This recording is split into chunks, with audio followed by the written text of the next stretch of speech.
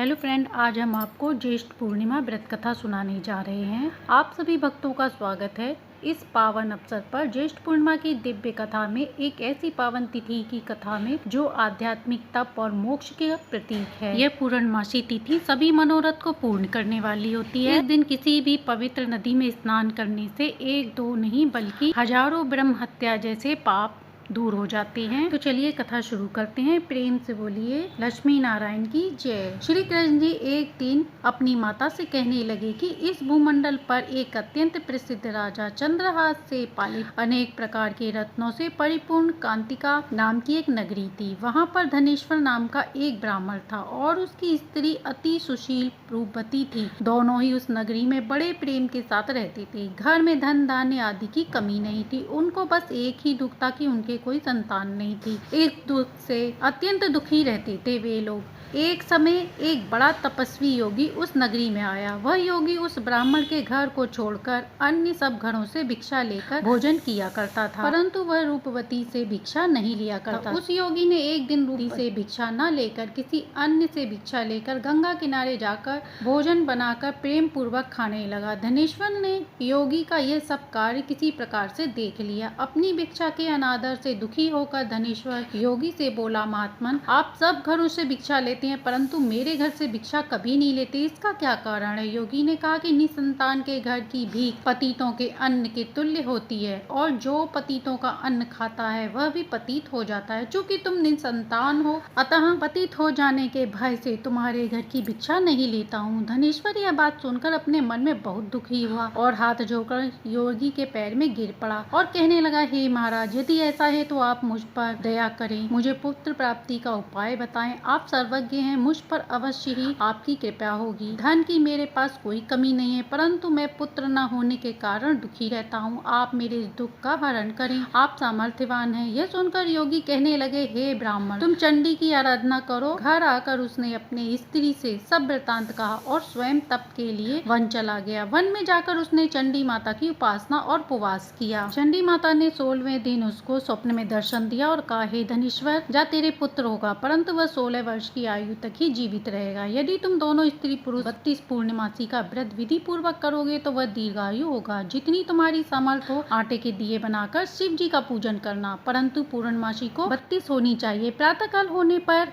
इस स्थान के समीप ही तुम्हें एक आम का वृक्ष दिखाई देगा। उस पर चढ़कर एक फल तोड़कर शीघ्र अपने घर चले जाना। अपनी स्त्री से सब वृतांत कहना। ऋतु स्नान के पश्चात वह स्वच्छ होकर श्री शंकर जी का ध्यान करके उस फल को खा लेगी। तब शंकर जी की कृपा से उसे पुत्र होगा। अगले दिन उस ब्राह्मण ने आम के वृक्ष पर चढ़कर उस फल को तोड़ने का प्रयास किया परंतु वह वृक्ष कई बार प्रयत्न करने पर भी वह चढ़ न पाया। तब ब्राह्मण ने बहुत चिंता दिखाई और विघ्न विनाशक गणेश जी की वंदना करने लगा और बोला, हे दया निधान, अपने भक्तों के विघ्नों का नाश करके उनके मंगल कार्यों को करने वाले, दुष्टों का नाश करने वाले, रिद्धि सिद्धि देने वाले, आप मुझ पर कृपा करें। इतना बल दें कि मैं अपना मनोरथ पूर्ण कर सकूं। इस प्रकार गणेश जी की प्रार्थना करने पर उनकी कृपा से वह वृक्ष पर चढ़ गया और उसने अति सुंदर आम का फल देखा। उसने विचार किया कि जो वरदान से फल मिला था वह यह है और कोई फल दिखाई नहीं दे रहा था। उसने जल्दी उस फल को तोड़ा और घर आया। घर आकर स्त्री को लाकर दिया और उसकी स्त्री ने अपने पति की कथा अनुसार उस फल को खा लिया और वह गर्भवती हो गई। देवी जी की असीम कृपा से उसे एक अत्यंत सुंदर पुत्र हुआ जिसका नाम उन्होंने देवीदास रखा। माता पिता हर्ष और शोक के साथ वह बालक शुक्ल पक्ष के चंद्रमा की भांति बढ़ रहा था। अपने पिता के घर में बढ़ने लगा। भवानी की कृपा से वह बालक बहुत ही सुंदर, सुशील और विद्या में पढ़ने वाला था। दुर्गा जी की आज्ञा अनुसार उसकी माता ने 32 पूर्णिमा का व्रत रखना आरंभ कर दिया जिससे उसका पुत्र बड़ी आयु वाला हो जाए। 16वां वर्ष लगते ही देवीदास के माता पिता को बड़ी चिंता हुई कि कहीं उनके पुत्र की इस वर्ष मृत्यु ना हो जाए। इसलिए उन्होंने अपने मन में विचार किया कि यदि यह दुर्घटना उनके सामने हुई तो वह सहन नहीं कर पाएंगे। उन्होंने देवीदास के मामा को बुलाया और कहा कि हमारी इच्छा है कि देवीदास 1 वर्ष तक काशी में जाकर विद्या अध्ययन करे और उसको अकेला कभी मत छोड़ना। जाना, इसलिए साथ में तुम जाओ। 1 वर्ष के पश्चात उसको वापस लौटा लाना। सब प्रबंध करके उसके माता पिता काशी जाने के लिए देवीदास को एक घोड़े पर बैठाकर उसके मामा को उसके साथ भेज दिया, किंतु वह बात उसके मामा या किसी और को नहीं बताई। धनेश्वर ने अपने पुत्र की मंगल कामना तथा दीर्घायु के लिए भगवती दुर्गा की आराधना और पूर्णमासियों का व्रत करना आरंभ कर दिया। इस प्रकार बराबर 32 पूर्णिमा का व्रत पूर्ण किया। कुछ समय पश्चात एक दिन वह दोनों मामा और भांजा मार्ग में रात्रि बिताने के लिए किसी ग्राम में ठहरे हुए थे। उस दिन गांव में एक ब्राह्मण की अत्यंत सुंदर, सुशील, विदुषी और गुणवती कन्या का विवाह होने वाला था। जिस धर्मशाला के अंदर वर और उसकी बारात ठहरी हुई थी, उसी धर्मशाला में देवीदास और उसके मामा भी ठहरे थे। संयोगवश कन्या को तेल आदि चढ़ाकर मंडप आदि कृत्य किया गया तो लग्न के समय वर को धनुवार्ता हो गया। अस्तु वर के पिता ने अपने कुटुंबियों से परामर्श करके निश्चय किया कि यह देवीदास उनके पुत्र जैसा ही है, अतः मैं इसी से कुछ कार्य करवा लूं। ऐसा सोचकर देवीदास के मामा से जाकर बोला कि तुम थोड़ी देर के लिए अपने भांजे को हमें दे दो, जिससे विवाह लग्न का सब कृत्य सुचारू हो जाए। तब मामा कहने लगा कि जो कुछ भी मधुपर्क आदि कन्यादान के समय वर को मिलेगा वह हमें दे देना, तो मेरा भांजा इस बारात में दूल्हा बन जाएगा। यह बात वर के पिता ने स्वीकार कर ली और देवीदास के साथ विवाह कार्य पूर्ण हो गया। पत्नी के साथ वह भोजन कर और अपने मन में सोचने लगा कि ना जाने यह किसकी स्त्री होगी। वह एकांत में इसी सोच में पड़ा हुआ था। इसी बात को सोचते हुए वह भोजन न कर सका।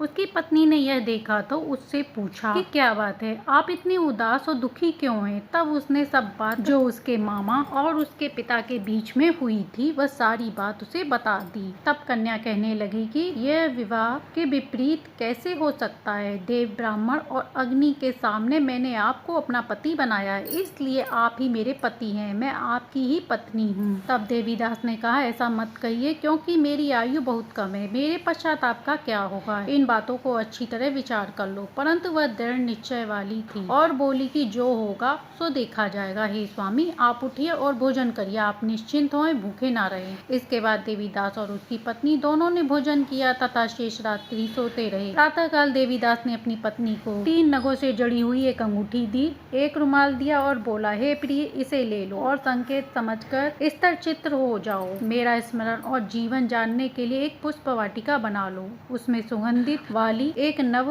मलिका लगा लो, उसको प्रतिदिन जल से सींचा करना और आनंद के साथ रहो, उत्सव मनाओ। जिस समय मेरा प्राणांत होगा ये फूल सूख जाएंगे और जब ये फिर से हरे हो जाएंगे तो जान लेना कि मैं जीवित हूँ। यह बात निश्चित करके समझ लेना, इसमें कोई संशय नहीं। यह समझाकर वह चला गया। प्रातःकाल होते ही वहां पर गाजे बाजे बजने लगे। जिस समय विवाह के कार्य समाप्त करने के लिए वर तथा सब बाराती मंडप में आए तो कन्या ने वर को भली प्रकार से देखकर अपने पिता से कहा कि यह मेरा पति नहीं है, मेरा पति वही है जिसके साथ रात्रि में मेरा परिग्रहण हुआ था, इसके साथ मेरा विवाह नहीं हुआ। यदि वह वही है तो बताए कि मैंने इसको क्या दिया। मधुपर्क और कन्यादान के समय जो मैंने आभूषण दिए थे उन्हें दिखाए तथा रात में मैंने क्या गुप्त बातें कही वह बताए। पिता ने उसके कथानुसार वर को बुलाया। कन्या की यह बातें सुनकर वह कहने लगा कि मैं कुछ नहीं जानता। इसके पश्चात लज्जित होकर वह अपना मुंह लेकर चला गया और सारी बारात भी अपमानित होकर वहां से लौट गई। श्री कृष्ण जी बोले, हे माता, इस प्रकार देवीदास काशी विद्या अध्ययन के लिए चला गया। जब कुछ समय बीत गया तो काल से प्रेरित होकर एक सर्प रात्रि के समय उसको डसने के लिए वहां आया। उस विषधार के प्रभाव से उसके शयन का स्थान चारों ओर से विष की ज्वाला से विषैला हो गया, परंतु व्रत के प्रभाव से उसको काट न पाया,